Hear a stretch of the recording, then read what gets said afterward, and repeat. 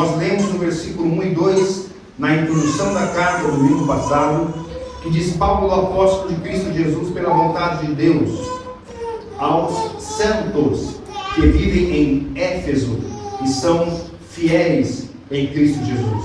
Então nós temos aqui o autor da carta, o apóstolo Paulo, nosso irmão Paulo, e os destinatários da carta são os santos, os cristãos chamados santos. Vamos falar um pouco mais sobre a expressão santidade, santo, santificação mais adiante. Mas os destinatários da carta são os santos que vivem onde? Em Éfeso. Então temos informações do autor, destinatários e local aonde ela estava sendo dirigida, que era para Éfeso. Inclusive falamos aqui sobre ser uma carta circular e não estar limitada ali a Éfeso e também à província da Ásia. E aí no versículo 2, que a graça e a paz de Deus, nosso Pai, e do Senhor Jesus Cristo estejam com vocês. Parece que o Geo quase fez assim, o último domingo, né? Vamos falar sobre isso também, sobre essa bênção, de pegar assim, segurar e tal. Vamos falar sobre isso. Então, vamos ler aqui o versículo 3 ao 6. E provavelmente não vamos passar disso. Nós temos apenas 23 versículos no capítulo 1. Mas essa carta eu quero dizer para vocês que ela é extremamente profunda. Algumas pessoas dizem a carta mais importante que Paulo escreveu. Eu não gosto dessas coisas de mais importante, porque cada uma tem a sua importância. Mas alguns vão dizer, até de boa fé, de boa intenção, que é a carta mais importante. Eu não gosto disso porque não vejo que as outras são menos importantes. Mas essa carta tem uma profundidade mesmo. Preste muita atenção. Adore a Deus com entendimento. Ok? Se estiver quase dormindo, faz alguma coisa assim, pega um pouquinho d'água e fique bem atento, porque essa carta ela é extremamente importante para o seu crescimento espiritual, para entender o Evangelho. Eu posso te garantir, tem pessoas que estão 50 anos na igreja, não conhecem a doutrina dessa carta e não sabem bem o que é Evangelho. Então, preste bem atenção, olha aí, Efésios, vamos começar então do versículo 3 e vamos ler ao versículo 6. Como sempre, vamos ler com calma, com ponto e vírgula, com bastante atenção, e depois vamos fazer uma explicação mais detalhada. Olha só o versículo 3, como Paulo começa: Bendito seja o Deus e Pai de nosso Senhor Jesus Cristo, que nos abençoou com todas as bênçãos espirituais nas regiões celestiais em Cristo. Antes da fundação do mundo, Deus nos escolheu nele para sermos santos e irrepreensíveis diante dele. Em amor, nos predestinou para ele, para sermos adotados como seus filhos, por meio de Jesus Cristo, segundo o propósito de sua vontade. Alguns dizem, algumas versões, beneplácito de sua vontade. Versículo 6, para louvor da glória de sua graça, que ele nos concedeu gratuitamente no amado. 6 versículos. Eu te garanto que em um versículo aqui poderíamos passar bastante tempo. Olha o versículo 1. Bendito seja o Deus e Pai de nosso Senhor Jesus Cristo, que nos abençoou com todas as bênçãos espirituais nas regiões celestiais em Cristo. Quanta informação você vê aqui. Quanta informação Deus nos revelou aqui, através de sua palavra inspirada pelo Espírito Santo. O que diz a voz de Deus para nós nesta manhã, aqui em Efésios capítulo 1, versículo 3. Bendito, é assim que Paulo inicia. Então Paulo inicia louvando a Deus. Ele inicia adorando a Deus. Bendito. Paulo inicia bendizendo a Deus. Essa mensagem tem que ser bênção para nós. Nós temos algo aqui chamado de doxologia.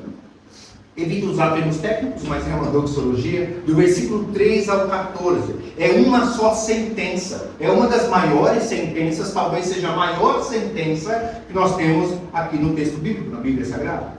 Então, do 13 ao 14 é uma única sentença. Sem contar que no grego original, no grego koiné, nós não temos ponto e vírgula. Não sei se você sabe disso. Aí nós, para nós é mais fácil. Tem ponto, tem vírgula, tem divisão em versículos. Nada disso tinha. Já falamos quando foi a divisão em capítulos e versículos da Bíblia. E na história da igreja é relativamente recente. Né? Nós ficou muito mais fácil, eu prefiro assim. Mas é uma única sentença, 3 ao 14, é uma doxologia. Nós vamos ler apenas 6 versículos. Paulo inicia bendizendo a Deus. Por que é importante enfatizar que Paulo inicia bendizendo a Deus? Porque tem pessoas que usam o texto bíblico para discutir. Tem pessoas que usam o texto bíblico para dividir, para causar polêmica. Já falamos sobre isso aqui. Que inclusive são ferramentas do diabo. Causar divisão na igreja é óbvio. A oposição, os irmãos às vezes por causa de opiniões doutrinárias, discussões de coisinhas, dividem. Tem gente especialista em arrumar confusão com o texto bíblico, vocês sabem disso. É só você ver na internet, tomara que não veja. Tomara que não veja. Mas até até manifestando, que eu costumo dizer, a sua pedância, querendo ser mais inteligente, se mostrar mais inteligente, eles pegam textos bíblicos e vestem uma camisa de uma posição doutrinária, e para um ficar debatendo com o outro, e ali sabe o que tem? Vaidade e orgulho. Não tem amor a Deus e não tem louvor a Deus. Quando você vê que alguém está usando a Bíblia por orgulho, por vaidade, por vanglória, é óbvio que está errado. Você está vendo amor no que a pessoa fala? Você está vendo graça no que a pessoa fala? Você está vendo a adoração no que a pessoa fala? Porque Paulo iniciou adorando a Deus. Isso é muito importante para esse assunto que nós estamos falando agora, que nós vamos falar. Por isso que nós vamos analisar o texto bíblico, nós fazemos aqui uma análise exegética do texto. Nós vamos ler Efésios, vamos analisar Efésios, a exegese de Efésios, vamos explicar aqui o capítulo 1 e vamos ficar aqui.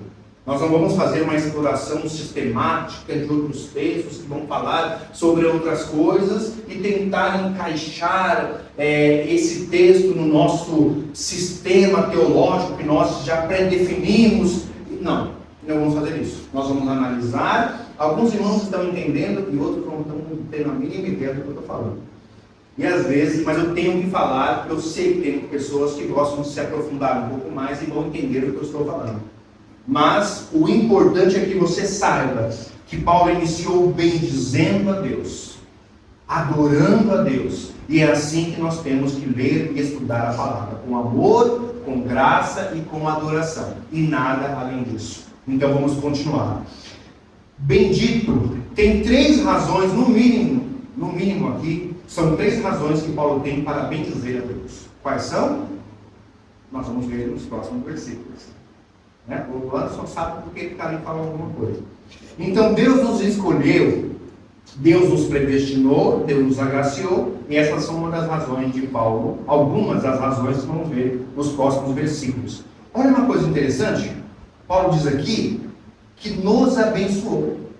Então, o Deus e Pai de nosso Senhor Jesus Cristo nos abençoou. Você está vendo isso aqui? Você pode até riscar na sua Bíblia. Você que gosta de bênção, eu acho que você gosta de bênção, eu também gosto.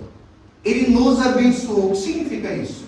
Não é que ele vai nos abençoar. Ele vai continuar. Mas não é. Aqui não fala do futuro. E também não fala do presente. Você está sendo abençoado hoje. Fala. Coisa bem gramatical, assim, tempo verbal, coisa bem simples. Nos abençoou. No passado. Ele já nos abençoou em algum momento anterior. E nós vamos falar mais sobre isso. Ele nos abençoou.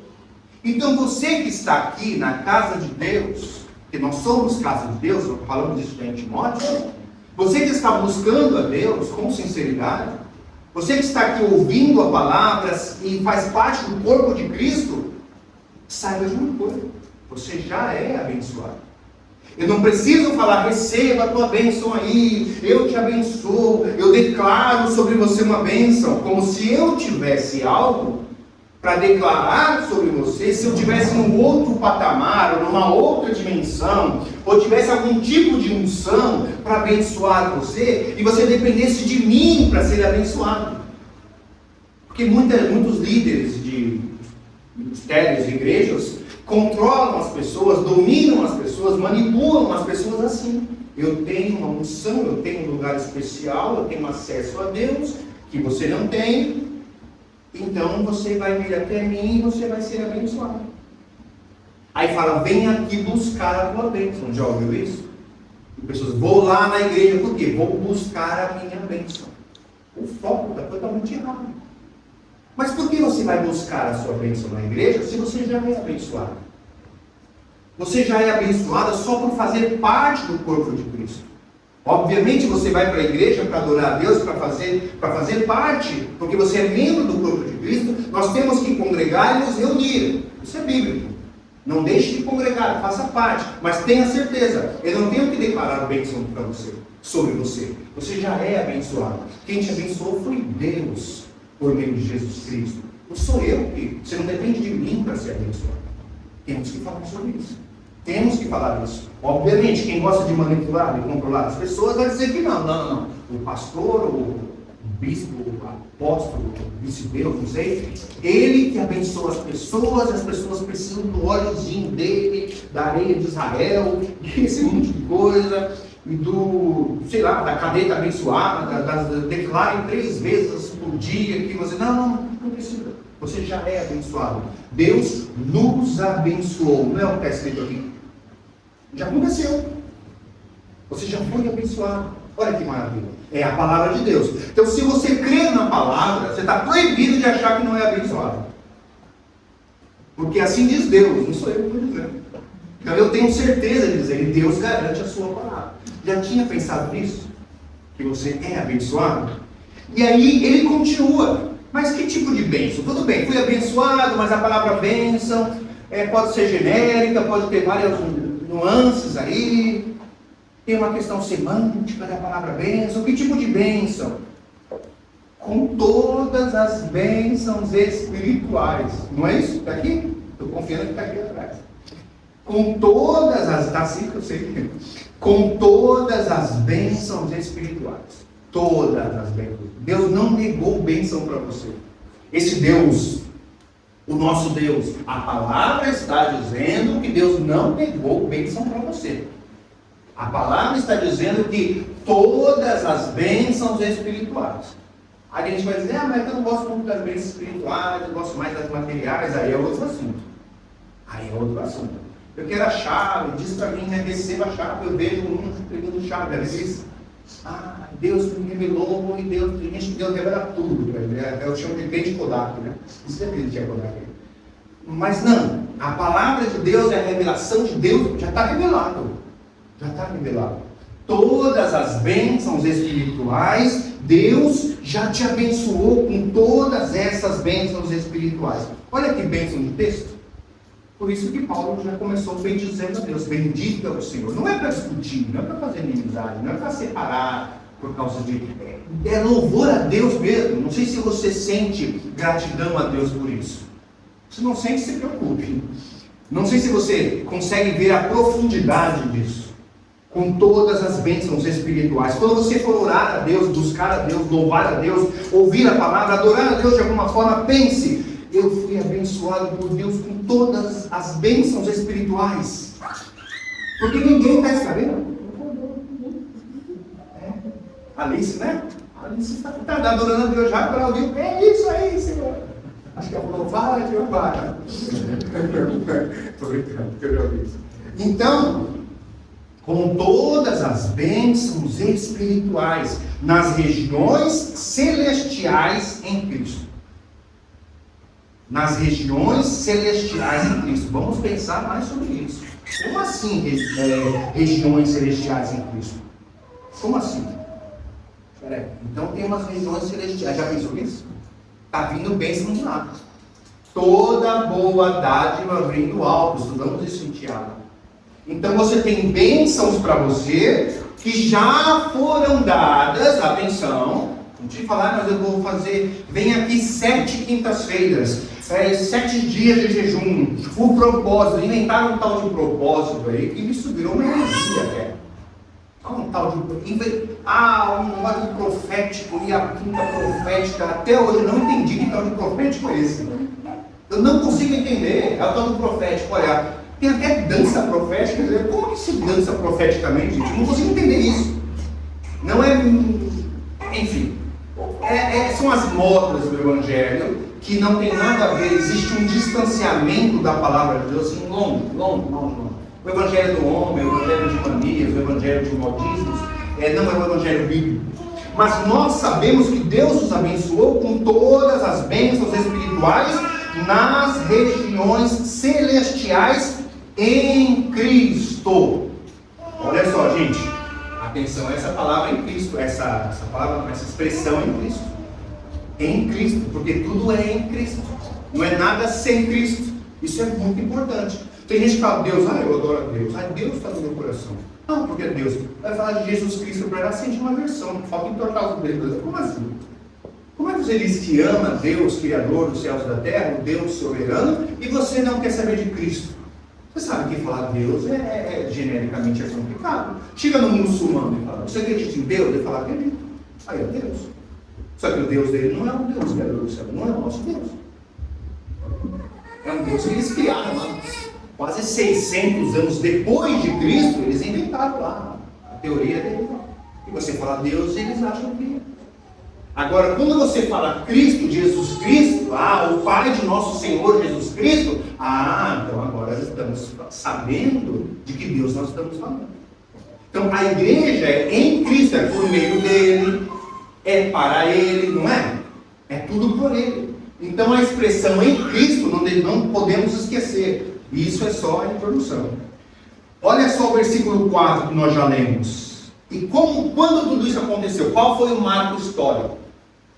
Fica bem à vontade com a nossa irmãzinha Alice, porque ela tem uma atenção aí para ficou bem para mim em cima. Então, e eu já falei que os pais e a tia também estão proibidos de se incomodar com a Alice, porque nós não temos, eu não falei de hipocrisia minha, eu falei que não tem divisão aqui e tal, e nós somos contra os pentecostais. A Alice é pentecostal. A Alice é pentecostal. E aí, por mais que você seja tradicional, e aí você vai ficar olhando feio, ficar glorificando ali. Rapaz, assim. E ela olha para mim sorrindo, mesmo concordando, que ela concorda comigo. Alguém tem que discordar, né? Então, eu fico até mais animado. Versículo 4. Quando aconteceu tudo isso? Qual foi o marco histórico? Qual foi o tempo? Antes da fundação do mundo. Olha só isso. Você foi abençoado. Você é abençoado. Você foi. Em algum momento lá atrás. Quando foi abençoado? Ontem? Quando você nasceu? Eu nasci em 80. Quando eu fui? Quando eu mereci ser abençoado? Você. Quando você mereceu ser abençoado? Qual foi o seu mérito para ser abençoado? Já pensou nisso? Aí porque eu fiz 7 jejuns na quinta-feira. É porque eu comprei um potinho com areia de Israel. É porque alguém lembrecou, não sei se vocês tiveram lembrecar, alguém lembrecou a mão de óleo assim, é um verbo parecido, não deve existir. E passou na minha cabeça e aquele óleo me abençoou. Será? Quando que o cristão verdadeiramente, biblicamente foi abençoado? Quando? O que você fez ou o que fizeram por você? Qual o procedimento? Qual o rito religioso que fizeram? Você vai ter essa resposta. Sabe por quê? Porque você foi abençoado antes da fundação do mundo. O que é óbvio? Que você não fez nada para merecer. Que não dependeu de você. Essa bênção que você recebeu, todas as bênçãos nas regiões celestiais, todas as espécies de bênçãos espirituais, foram antes da fundação do mundo. Não é isso que diz o texto? Não é maravilhoso pensar assim? Eu não sei você, mas eu fico muito empolgado em pensar nisso. E saber que eu fui abençoado. E não tem como dizer que você não foi. Eu não posso dizer, você nem pode pensar assim. Sabe aquela pessoa que tem problema de autoestima e de... A cara sabe desse nome melhor, tem um monte de coisa aí envolvida. Que ela, mas Deus não me ama. Deus ama aquele, mas não me ama. Ama aquela pessoa, mas não me ama. Deus não gosta de mim. E não vai, porque eu e aquele, peraí. Mas aqui não diz nome de ninguém. Aqui não diz uma classe de pessoas. Aqui não tem exclusão. Você está proibido de achar que você não faz parte disso. Por que eu faço parte e você não? Por que o Anderson faz parte e você não faz? Por que o Everson faz parte disso, ou o André, e você não faz? Quem está excluído aqui? Não tem nome aqui. Esse nos abençoou antes da fundação do mundo, não tem nome. Se você faz parte do corpo de Cristo, se você está em Cristo, lembra? Se você está em Cristo, automaticamente você faz parte. E eu quero ver você me explicar de forma inteligente e razoável e me convencer que você não faz parte disso, que você está em Cristo, mas não faz parte disso. Não tem como. Então, quando você ouvir vozes estranhas, pensamentos, inclusive, eu falo, né? Quando você for orar, eu não faço parte de Deus, não me ama, peraí, mas eu estou em Cristo, como assim? Como assim aqui a irmã Maria faz parte e eu não faço? Como assim? O irmão João, aqui não tem problema. Mas como o irmão Júnior, como assim? Não existe. Se você está em Cristo, você foi abençoado por Deus, recebeu todas as bênçãos de Deus antes da fundação do mundo. Não depende de mérito. Para isso não é o seu jejum, a sua proposta, não é. Foi antes da fundação do mundo. Deus já tinha preparado bênçãos para você. Até mesmo antes da conversão, ou não? Peraí. Se foi antes da fundação do mundo, já estava preparado para você. Não é coisa interessante. Mas eu vivia longe de Deus, distante de Deus, fazendo coisa que... Mas foi antes da fundação do mundo. Não havia obras quando você recebeu essas bênçãos. Isso é profundo, não é? Por isso que eu falei que iríamos ficar só nos 6 primeiros versículos. Imagine ir até o final. Não dá. E o que ele diz? Antes da fundação do mundo, Deus nos escolheu. Nos escolheu. Tem aqui uma linguagem mais coletiva, comunitária. Nos escolheu. Nós ficamos reunidos como igreja, tem um conjunto. Quem se exclui disso é aquela pessoa que quer ser cristã sozinha. Aí você crente em casa. Eu não preciso de igreja. Paulo está escrevendo aos eleitos, à igreja em Éfeso. Aos santos de Éfeso. A igreja que está reunida, que se reúne em Éfeso. É tão óbvio isso. Paulo escrevia à igreja, aos irmãos de Corinto. Se reuniam lá, faziam aquela ceia daquele jeito, lembra? Vamos falar aqui de Tessalonicenses, de Tessalônica. É óbvio. Jesus ali, ele na ascensão ao céu, 120 reunidos. Não é? É óbvio, Jesus com 12 apóstolos, não estava sozinho, os apóstolos não ficavam sozinhos. Tinham os discípulos apóstolos e outros discípulos também, não é? Reunidos. Aí veio um camarada falar que vai ser crente sozinho em casa, mas já está mudando o evangelho todo, a proposta de Jesus. Foi igreja. Aí cresce a igreja lá em Atos, o povo está reunido, orando. Gente, como é que eu vou desenhar? Eu tenho que desenhar isso. Tem que desenhar para a pessoa colocar uma bolinha, que são aqui, reunidos, desde o início. A igreja cresceu, a igreja em Roma, a igreja, os irmãos reunidos. Fazia culto em casa, nos lares, porque não havia igreja, depois da destruição do templo. Mas eles se reuniam no templo, inclusive em Atos, não é? No templo. Aí o templo foi destruído. Aí se reuniam os judeus nas sinagogas. A reunião, já no Antigo Testamento, era templo, depois sinagogas. Sempre reunidos, sempre reunidos. Não tinha essa invenção, essa heresia relativamente moderna de ser crente em casa individualmente porque eu sou igreja. Isso é heresia diabólica. Totalmente contra do primeiro ao último versículo da Bíblia. Então, nós estamos juntos. Deus nos escolheu. Então, Paulo fala aqui das pessoas que são unidas em Cristo e estão em Cristo. O que é estar em Cristo? É o corpo de Cristo, lembra? Jesus não é o cabeça? Nós não somos o corpo? O corpo não tem membros? Então, a gente não vai arrancar o membro e falar, esse braço, o braço lá dele resolvi viver sozinho. Não faz sentido, o braço vai apodrecer, ele foi amputado do corpo, ele foi excluído, tirado do corpo. Não é isso? Então um membro não pode se ausentar do corpo. Resolvi ser, mas Deus fala, Jesus fala, o Espírito Santo fala, tem que ser assim. Não, mas eu resolvi do céu da minha maneira, não importa o que todo do céu falar. Eu vou chegar lá, eu vou entrar, vou desobedecer ele, vou fazer do meu jeito. Não é possível que isso vai dar certo, né? Então, nunca pense nisso. Esteja em Cristo, esteja reunido, seja a igreja, realmente igreja. E diz nele, olha só, nele. Antes da fundação do mundo, Deus nos escolheu nele. Nele quem? Cristo. Está falando, lembra do versículo anterior? Está falando de Jesus Cristo. Olha só o que diz o versículo 3. Nós já vimos, vamos ver novamente, né? Bendito seja o Deus e Pai de nosso Senhor, Jesus Cristo. Ele é o assunto. Que nos abençoou com todas as bênçãos espirituais nas regiões celestiais em Cristo. Não é ele o assunto? Lembra que no original não tem ponto de vírgula? Temos que lembrar. Em Cristo. Aí ele fala no versículo 4. Nele. Nele quem? Em Cristo. Qual que é o segredo, irmãos? Qual que é o segredinho aí, ó? Não é mais fácil que jejum, mais fácil que declarar tal coisa que a areia de Israel. Em Cristo. Para sermos... Aí vem. Deus nos escolheu nele. Então, os escolhidos formam um povo que está unido em Cristo. E aí diz, então, para encerrarmos o versículo 4, para sermos santos e irrepreensíveis. Opa! Você que já aprendeu a analisar o texto bíblico com exegese, você já sabe, tem um para, tem uma finalidade, tem um objetivo. Eu quero saber o que é esse para, não é? Você aprendeu assim? Nós estamos fazendo a exegese de Efésios 1. Nós não vamos viajar e falar de outras coisas. Tem gente que lê o texto de Efésios, aí ele começa a explicar o que está em Pedro, falando sobre a presciência. Aí ele lê Efésios, começa a querer falar, não, mas eu vou falar aqui sobre a liberdade de escolha, eu vou aqui me aprofundar sobre a liberdade, a responsabilidade do homem. Mas peraí, você não está lendo Efésios? Porque você vai falar com gente que você lê um texto, ela sempre fala de outro texto. O que você entendeu da mensagem hoje? O que você achou? Então, porque está escrito Deuteronômio. Mas peraí, não falou de Efésios? Eu conheço também Deuteronômio.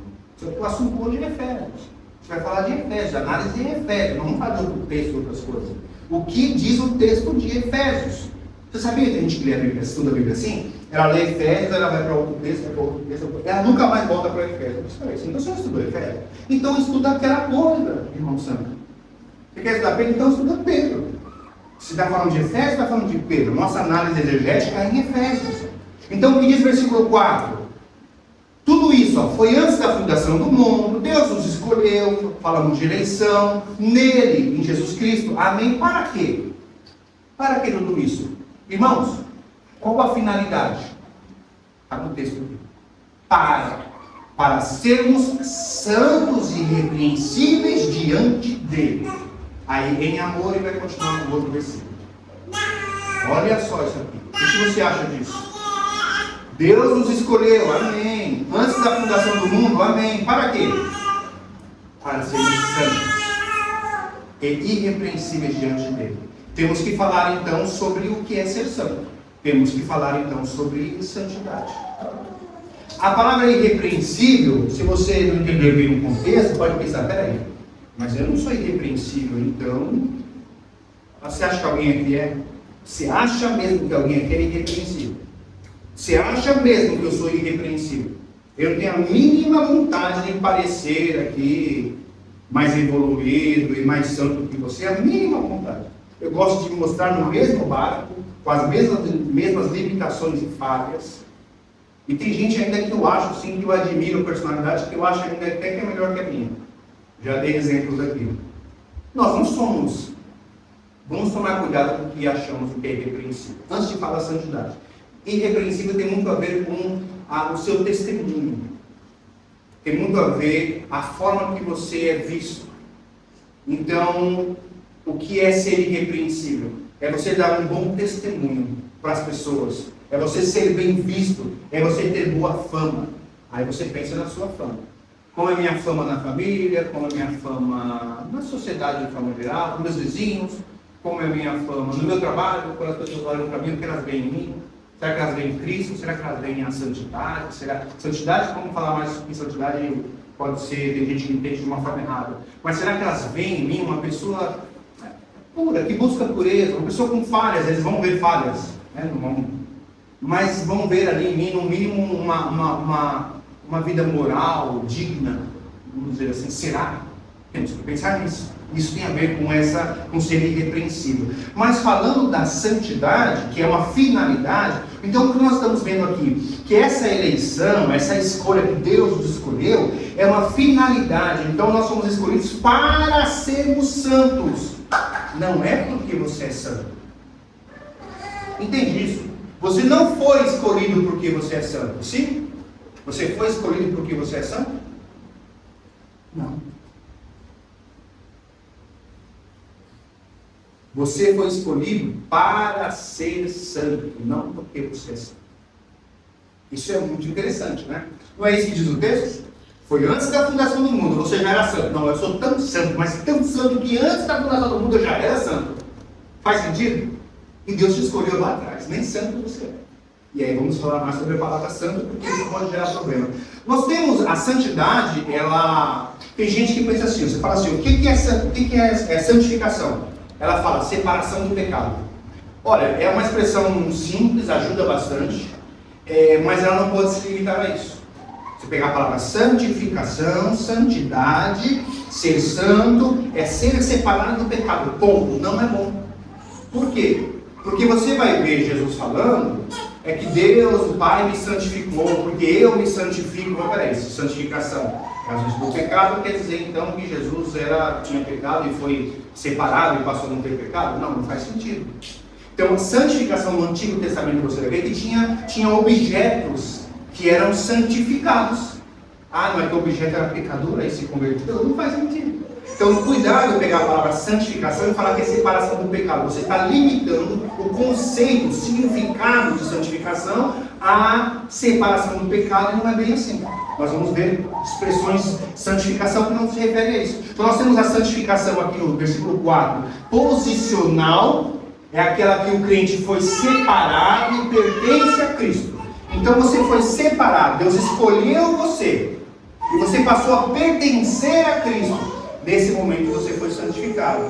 Nesse momento você é santo para Deus. Santo por quê? Separado. É a questão da semântica, né? Você fala, aqui não tem santo. Ninguém aqui é santo. Nessa expressão, você vai entender o que eu estou querendo dizer. Que todo mundo tem pecado, todo mundo aqui tem falha. Não é? Mas nesse contexto aqui, santo é santo separado. Então essa é a santificação posicional. Mas tem a santificação progressiva. Que aí, não vamos falar, não vamos aprofundar muito, mas era interessante por quê? Porque o crente está sendo transformado progressivamente em relação à sua moral. Ele está sendo transformado moralmente. Ele está crescendo em santidade. E a palavra nos santifica. Você era de um jeito quando você entrou aqui. E aí você vai ouvindo a palavra, aprendendo a palavra, mas não faz sentido. O que está falando? Vai lendo o texto aqui. O que Deus escreveu, essa inspiração aqui do Espírito Santo, não é que faz sentido para mim? Essa verdade entrando na sua mente, no seu entendimento e no seu coração, ela vai limpando você, não é que eu falo? Ela vai lavando você e ela vai santificando você. E você nota que você está progredindo espiritualmente. E você nota que você está amadurecendo espiritualmente. Algumas pessoas não. Algumas pessoas pegam uma benção, não pegam nada, até do mensageiro, mas deixa isso. Você vai amando essa palavra e sentindo, mas espera aí, faz sentido. Essa é a santificação progressiva. Você está progredindo, está passando pelo processo da palavra. Você vai ouvir dizer algumas coisas, mas fulano é assim, fulano está fazendo isso, fulano, e eu vou buscar ter paciência, longanimidade. Eu vou chegar, fulano, você, é verdade que estão falando que você fez isso, vem cá, olha e tal. Não vou fazer isso.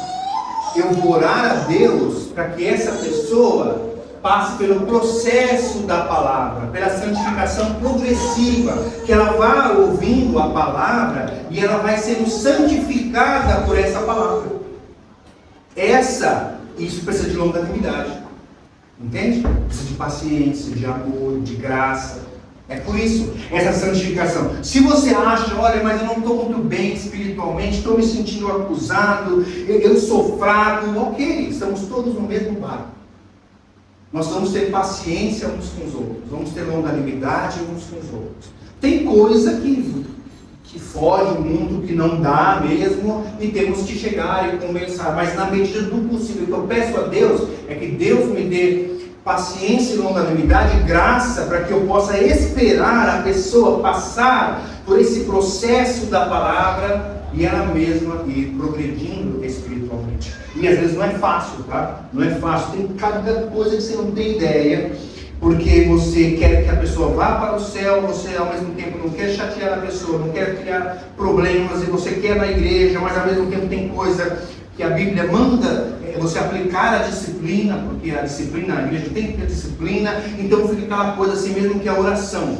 Me ajude em oração, porque é um desafio diário. Mas a minha intenção, a minha vontade é que a pessoa seja santificada progressivamente pela palavra. E é uma bênção. Quando alguém disser, mas eu sou escolhido, então se eu sou escolhido, eu não preciso de santificação. Você já vê que é o contrário, né? Porque Deus nos escolheu para sermos santos. Como assim? Mas eu sou escolhido, então você está contrariando um texto bíblico. Porque nós precisamos sim de santificação. Nós vimos isso na carta aos Tessalonicenses, na primeira carta aos Tessalonicenses, nossos irmãos de Tessalônica, no capítulo 5 e no versículo 23. No capítulo 5, no versículo 23, o mesmo Deus da paz os santifique em tudo. Então, o mesmo Deus da paz os santifique em tudo, e que o espírito, a alma e o corpo de vocês sejam conservados íntegros e irrepreensíveis na vinda de nosso Senhor Jesus Cristo. Você vê que Paulo, aos Tessalonicenses, ele vincula a vinda do Senhor à santificação. Santifique em tudo. Espírito, alma e corpo sejam conservados íntegros. Será que o nosso espírito, a nossa alma, o nosso corpo está considerado íntegro? Será que o nosso corpo está sendo considerado íntegro? Temos que pensar nisso. Como nós estamos cuidando do nosso corpo? Nosso corpo não é para o pecado, nosso corpo não é para as vontades do pecado. Não é, nosso corpo foi para ser santificado. É para oferecer a Deus como um sacrifício, o corpo mesmo. O que nós fazemos com o nosso corpo, né? E aí, no capítulo 4 da mesma carta aos Tessalonicenses, capítulo 4, no versículo 3 ao 5, diz: pois a vontade de Deus é a santificação de vocês. Ai, Senhor, qual é a sua vontade? Me revela a sua vontade. A palavra revela a vontade de Deus. Olha a vontade de Deus. A vontade de Deus é a santificação de vocês. E aí ele fala naquele contexto, né, que se abstenham da imoralidade sexual, que cada um de vocês saiba controlar o seu próprio corpo em santificação e honra, não com desejos imorais, como os gentios que não conhecem a Deus. Nesse caso aqui, Paulo menciona, olha, os gentios que não conhecem a Deus têm esses desejos imorais, eles cometem imoralidade sexual. Mas no contexto de Corinto, ele fala, olha, lá em Corinto, os crentes de Corinto, na igreja de Corinto, tem pessoas que cometem imoralidade sexual que nem os gentios cometem. Mas o negócio é tão feio nessa igreja, é tão feio entre esses cristãos, que lá tem crente que faz coisa que até o diabo do dia está dizendo. Nem entre os gentios. Isso acontece. Se você vê um dia crente fazendo coisa que até o diabo tem vergonha, não se assuste, não arranque os cabelos. Isso já aconteceu em Corinto também. É você e Jesus, ó, olhando para Jesus. Você, a sua vida é com Deus. Você não é responsável por ninguém, por fiscalizar ninguém. Você não é responsável pela vida santa dos outros. A pessoa é Deus. Quem vai julgar é Deus. Você não é juiz. Você não está aqui para julgar ninguém. Se preocupa mais com você, que é melhor. E deixa que Deus vai fazer a parte dele. E tem uma outra pessoa que vai arrancar os cabelos e você não vai se preocupar. É o pastor da igreja. É o pastor da igreja. É o problema dele administrar isso. Como é que vai fazer? Disciplina, não disciplina, hora, longanimidade ou não, amor e verdade. Agora é a hora da verdade, verdade do amor, o que fazer? É o pastor que vai ficar orando, perdendo cabelo, ficar fio branco. Não é a sua preocupação. Tem muita gente metida a pastor. E de uns tempos para cá, a pastora também, né? Mas que não é uma preocupação sua. Você pode orar, inclusive, não sei se ora, mas você pode orar e deve orar por essas situações.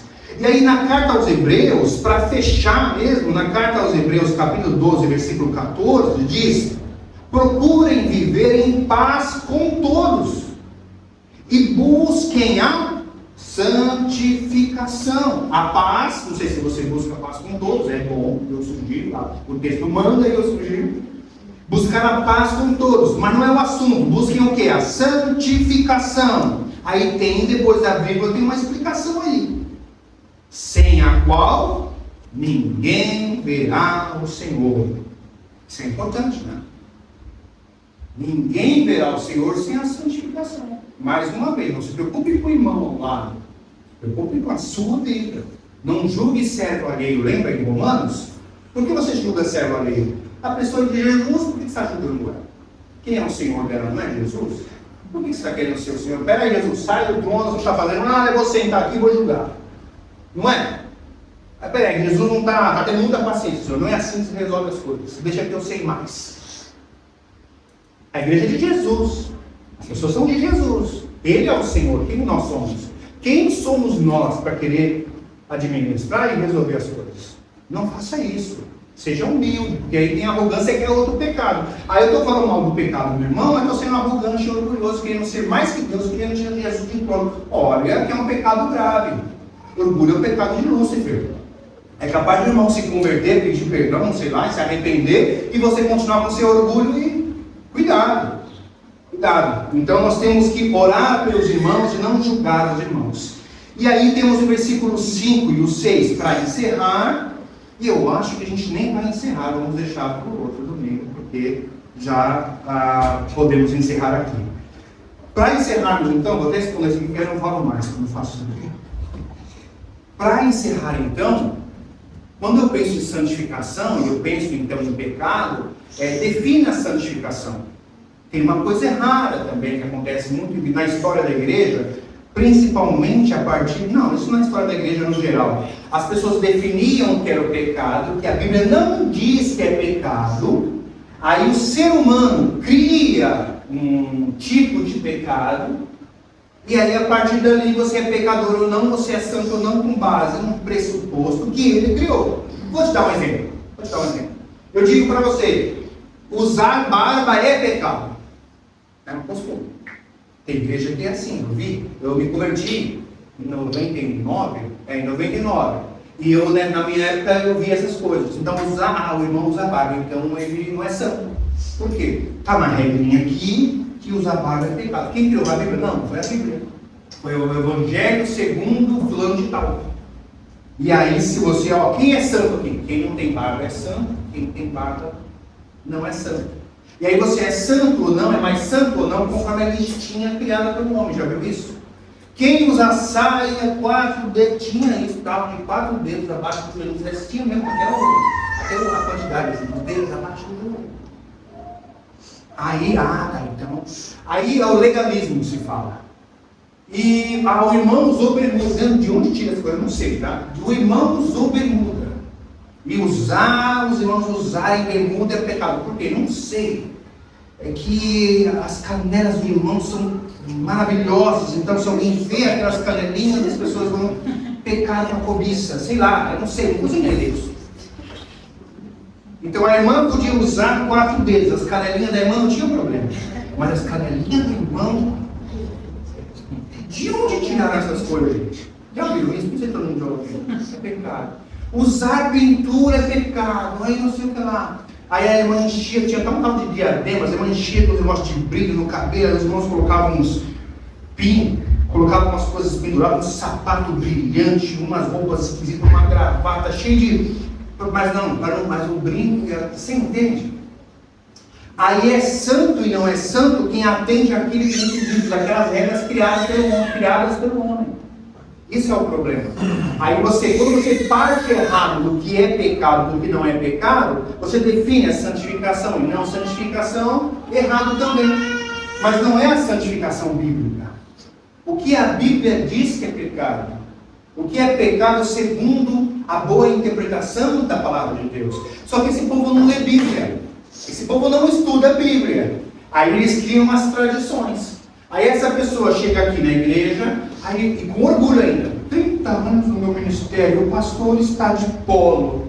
Eu até ia ficar nessa igreja. Mas o pastor não usa terno e gravata, o fato em Portugal, né? Não usa, se usasse fato, e tá até em barba, agora vai escorregador pro inferno, né? Porque subiu no altar, não tem altar, subiu no altar. E para aquele pastor tem unção. Às vezes a vida do pastor é um enganador, mentiroso, manipulador, quer arrancar dinheiro das pessoas, mas ele usa o terno e gravata, não tem barba. Então, desculpa, se eu comparar aqui. Você entende? Está tudo errado. E a pessoa vem para cá, mas eu aprendi assim. Depois falamos mal de alguns cristãos que falam, eu sou isso porque minha avó era assim, porque minha mãe era assim, então eu tenho que seguir a tradição da família. E a Bíblia diz, não, a tradição da família é mais importante do que a palavra de Deus. Como é que a gente vai criticar? Mas no meu ministério, eu aprendi, eu ouvi aqui, que a gente não podia colocar mapa, gente, coisa de Deus, mapa de Éfeso, no domingo. Porque na minha igreja nunca colocaram mapa no domingo. Então, se você colocar mapa no domingo, você me ofende. Como assim? Então, as pessoas são tradições. E nós não vivemos aqui ensinando e vivendo tradições humanas. Eu não tenho a mínima vontade que você saiba o que eu penso, o que eu quero, eu não importa. Para mim, o importante é que você entenda a palavra de Deus, viva a palavra de Deus, ame a palavra de Deus e respeite a palavra de Deus. E se você tem amor por essa palavra, é um bom caminho. Por mais que você seja pecador, pecadora, tenha falhas, você está no processo de santificação. Só de você estar aqui hoje. Por mais que você pense, olha, eu tenho feito algumas coisas, está vindo aqui umas culpas, umas coisas, é bom que venha, porque se não sentir culpa aí é complicado. Mas você tem o temor de Deus, fala, olha, eu tenho feito algumas coisas, eu tenho que parar de fazer. Só de você estar vindo para a igreja é um bom sinal. Você não se entregou, você está vindo para a igreja, participar do processo da palavra. Nós vamos ver ainda em Efésios, nós temos que suportar uns aos outros em amor. Deus tem amor para você, Deus tem misericórdia para você, não tem? Tem favor imerecido para você, não tem? Que é a graça? Tem misericórdia, que é não punir o que você merece, não tem? Vamos ter com o irmão também. Não, Deus me perdoa as minhas falhas, mas essa pessoa, vamos... Não dá. Deus, eu quero amor e paciência, mas essa pessoa aqui... Não, nós vamos tolerar, nós vamos ter amor, vamos ter paciência com os irmãos também. E em alguns casos não tem jeito, a coisa complica. Vamos orar, vamos encerrar.